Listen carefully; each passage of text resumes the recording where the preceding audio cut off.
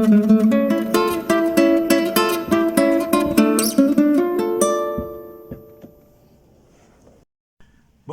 mga kabok, this is RJ21 Vlog, panibagong bukas, panibagong pag-asa na naman sa atin.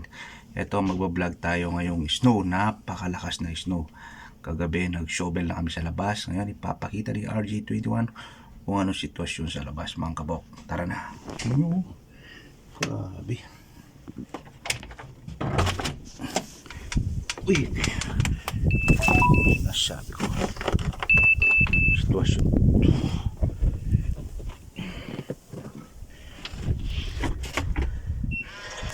Kailangan natin mag-gloves at ito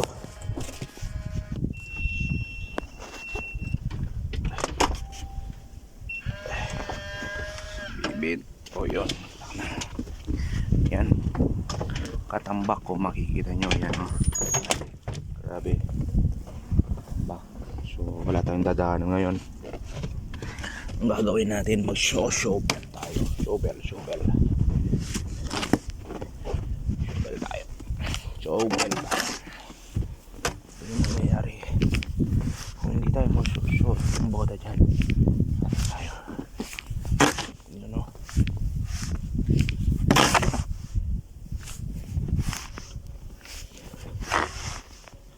Shovel tayo.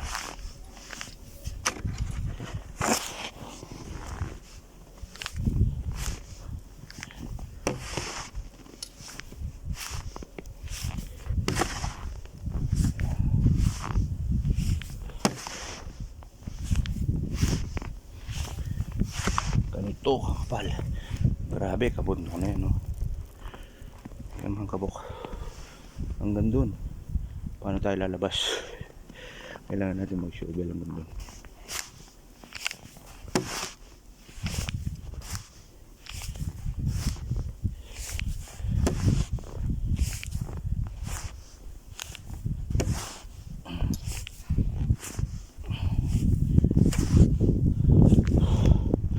Uy, hindi ka pala makadaan talaga, oh. Kailangan buusin natin yan. Tanggalin natin, tatanggalin ko muna. Yan, oh, mga kabok, patuloy pa rin yan.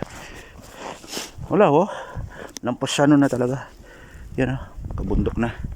Grabe, nandun yung binibining marikit. So yan, ang masama dito, hindi ko mailabas yung sasakyan. Yan, grabe, sobra talaga. Hindi natin mailabas yung sasakyan mga kabok. Yan, oh, kabundok na.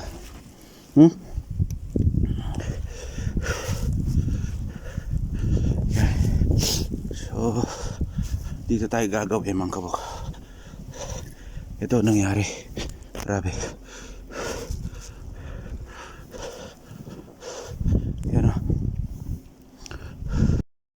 Yan mga kabok, oh, paano ka lalabas ng kabundok yan?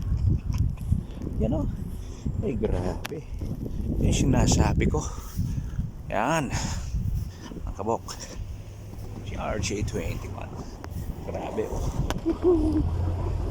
Pasok na tayo dito.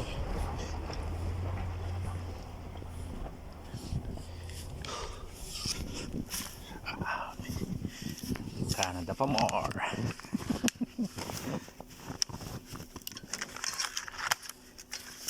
Yan ang mga sasakyan, no? Grabe nangyari sa mga sasakyan.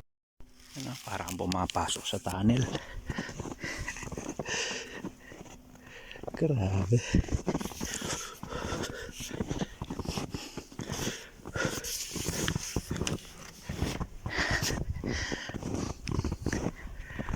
Yan, no?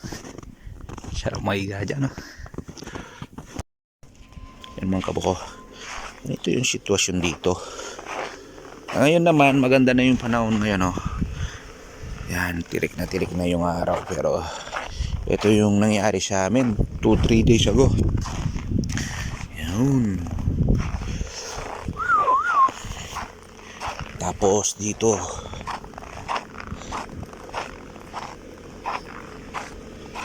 isang tumpok na yung aming ano dito, Parang murder ka na ng buhangin dito mga kabok. Kaso yelo lang nga yun. Ito yung mga sasakyan doon, no? Yan, oh. Grabe. Ang tumpok ko ng yelo.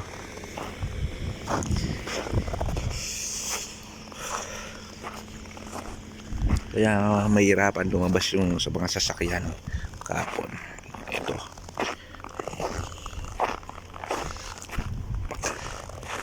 Grabe. Yan. Ito yung sasakyan doon.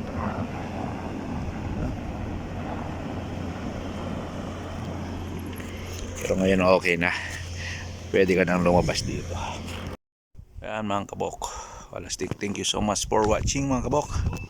Sana nag-enjoy kayo kay RJ21. God bless you all mga salam. Bye bye.